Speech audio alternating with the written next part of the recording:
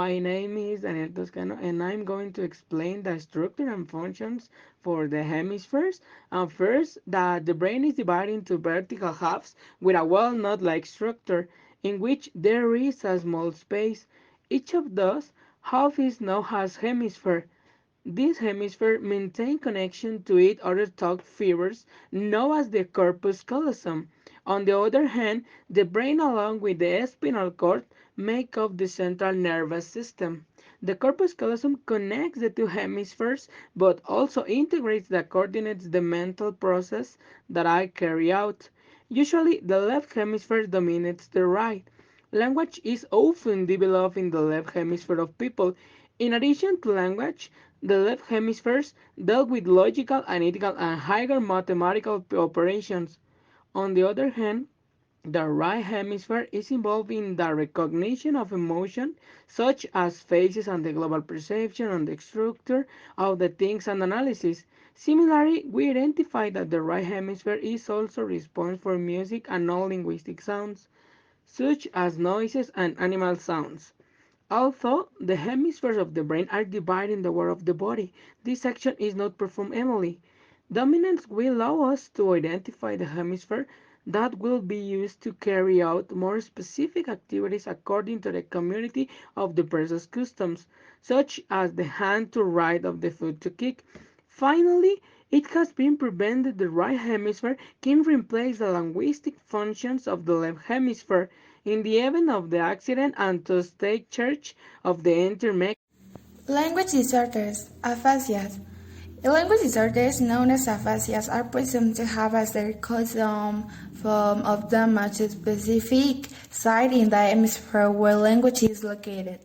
Broca's aphasia, the one particular condition now called Broca's aphasia, is characterized by meaningful but shortened speech and also occurs in writing.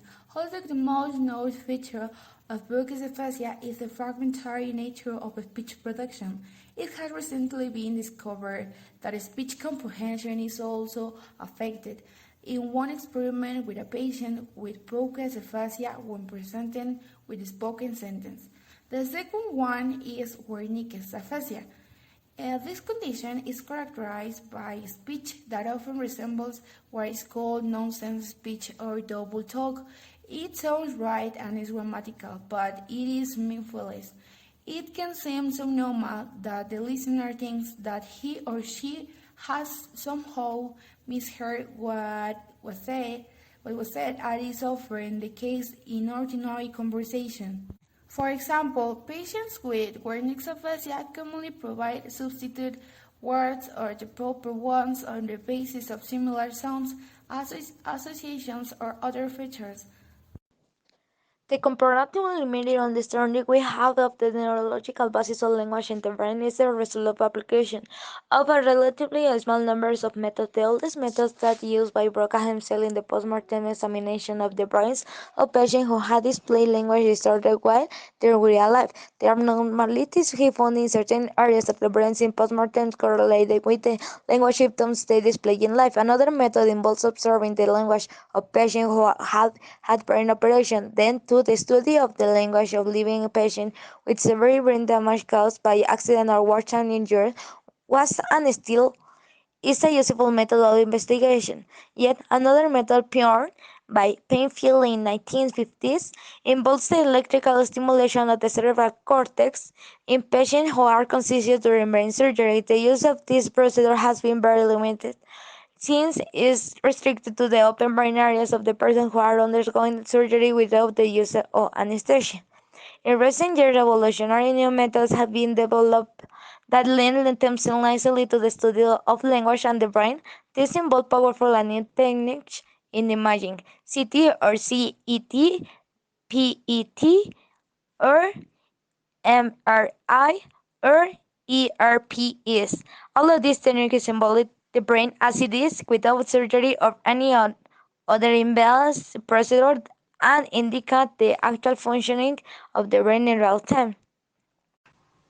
How the child learns a natural grammar. Through psychological operations, the baby assigns attributes and evaluation to such entities. Familiar entities and psychological assignments are apprehended by the baby in seeking to understand its own mental experiences considering hunger, taste, pain, formulating motivates, etc. It is a proposition with its predicates, arguments, and quantifiers and their interrelations with other propositions. That's the essence of a system of thoughts that in turn can be modified by other thoughts. The child then begins to realize, through listening to speech in conjunction with objects, situations, and events in the environment, that such speech may relate to propositional structure of their parts in a child's mind. This, in turn, motivates the child to postulate lexical and grammatical structures so as to better comprehend the meaning of what. According to Chomsky, in 1964, he distinguished three levels of empirical adequacy that a formal linguistic analysis can meet. The first is the observational adequacy. Is the relevant fragment correctly generates the sentence observed in the corpus? The second is described adequacy. And the last and the most important, according to his theory, is explanatory adequacy. Is the relevant format